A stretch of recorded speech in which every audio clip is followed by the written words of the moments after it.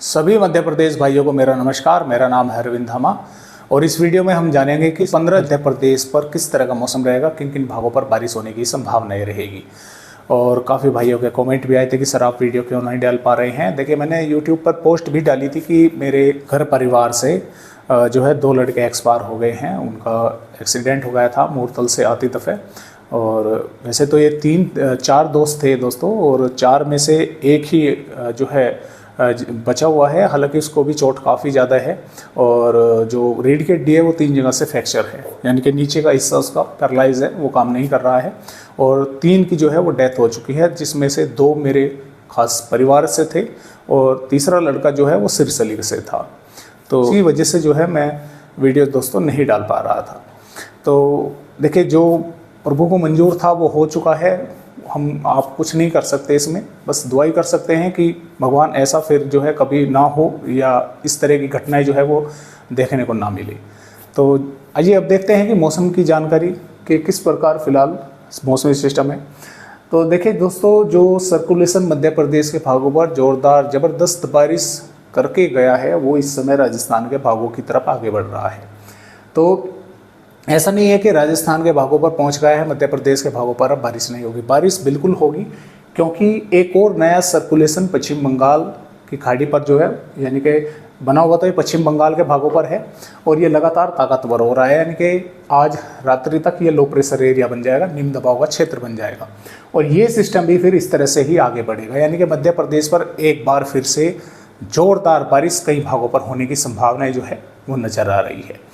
और मानसून की ट्रफ भी अभी फिलहाल मध्य प्रदेश के भागों से ही होकर गुजर रही है।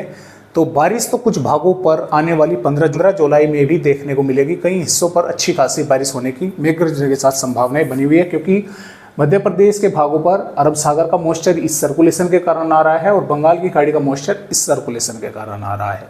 तो मॉइस्चर काफ़ी मात्रा में है और बारिश होने की संभावनाएं वो बनी हुई है।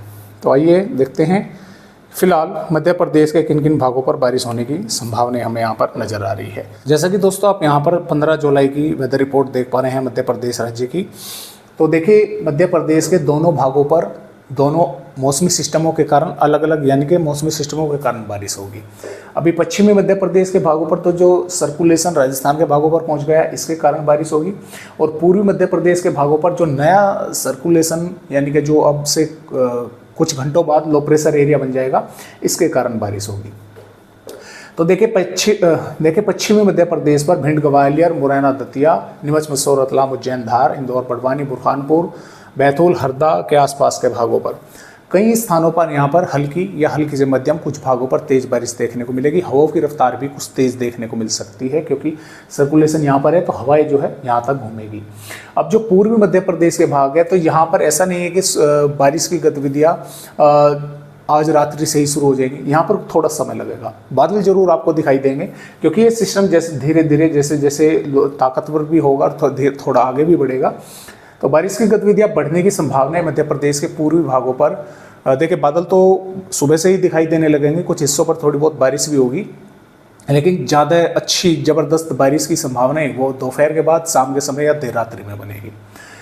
इसमें टीकमगढ़, छतरपुर, पन्ना, सतना, रीवा, सिद्धि, उमरिया, शहडोल, अनूपपुर, डिंडोरी, मंडला, बालाघाट, जबलपुर, नरसिंहपुर, सागर के आसपास के भागों पर कई स्थानों पर यहाँ पर हल्की से मध्यम और कुछ भागों पर मध्यम से तेज बारिश होगी। मेघ गर्जना भी काफ़ी ज़बरदस्त होगी और हवाओं की रफ्तार पूर्वी मध्य प्रदेश के भागों पर भी तेज देखने को मिलेगी।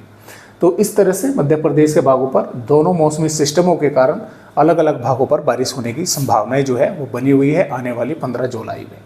और कुछ भागों पर देखें, जैसे कि यहाँ पर बालाघाट है और 1-2 जिला है, उन पर धूप भी जो है वो देखने को मिल सकती है। ऐसा नहीं है कि बस पूरा दिन बादल ही छाए रहे, धूप भी देखने को मिलेगी। फिर बादल आ गए, काफ़ी घने बादल आए और वे मेघ गर्जना के साथ बारिश कर आगे बढ़ गए। इस तरह की संभावनाएं पूर्वी मध्य प्रदेश के भागों पर भी रहेगी और पश्चिमी मध्य प्रदेश के भागों पर भी रहेगी। और ये बारिश की गतिविधियाँ देखिए, आगे की अगर वेदर रिपोर्ट देखें तो ये बढ़ती हुई हमें नज़र आ रही है। ऐसा नहीं है कि कम हो गई बारिश और बढ़ेगी। तो यहाँ पर 17 जुलाई में भी जैसा कि आप देख पा रहे हैं, और माफ़ कीजिएगा 16 जुलाई में भी जैसा कि आप देख पा रहे हैं, पूर्वी मध्य प्रदेश के कई हिस्सों पर ज़बरदस्त बारिश होने की संभावना रहेगी, क्योंकि सिस्टम आगे बढ़ेगा। हालांकि पश्चिमी मध्य प्रदेश पर कुछ बारिश से राहत मिलने की संभावनाएं हैं। 17 जुलाई में भी जबरदस्त बारिश पूर्वी मध्य प्रदेश के भागों पर होगी और उत्तरी भागों पर होगी, लेकिन जो पश्चिमी मध्य प्रदेश के नीमच, बसोर, रतलाम, उज्जैन, धार, इंदौर, बड़वानी, बुरहानपुर है, यहाँ पर धूप भी देखने को मिलेगी, लेकिन कुछ थोड़े बहुत भागों पर बादल भी आएंगे, इक्का दुक्का भागों पर बूंदाबांदी भी होगी और ज़्यादा जो बारिश का जोर रहेगा वो पूर्वी मध्य प्रदेश पर रहेगा। इसके अलावा 18 जुलाई में उत्तरी मध्य प्रदेश के भागों पर ज़बरदस्त बारिश होगी, क्योंकि सिस्टम यहाँ पर पहुँच चुका होगा लेकिन कमज़ोर भी हो चुका होगा। और जो मध्य से दक्षिणी भाग है यहाँ पर बारिश की संभावना थोड़ा कम रहेगी, उत्तरी भागों पर ज़्यादा रहेगी। और यहाँ पर 19 जुलाई में क्या होगा कि ये सिस्टम फिर से रिकवर करेगा, यानी कि पीछे हटेगा। जो इधर से हवाएं चल रही हैं वे इसको पीछे हटा देगी कमज़ोर होते ही। तो ये पूर्वी मध्य प्रदेश के भागों पर ही फिर से बारिश जो है कुछ भागों पर, जैसा कि टीकमगढ़, छतरपुर, पन्ना, सतना, रीवा, सिद्धि के आसपास के भागों पर कई स्थानों पर ज़बरदस्त यहाँ पर करेगा। जो पश्चिमी मध्य प्रदेश के भाग है यहाँ पर बारिश की थोड़ी कम संभावनाएं रहेंगी।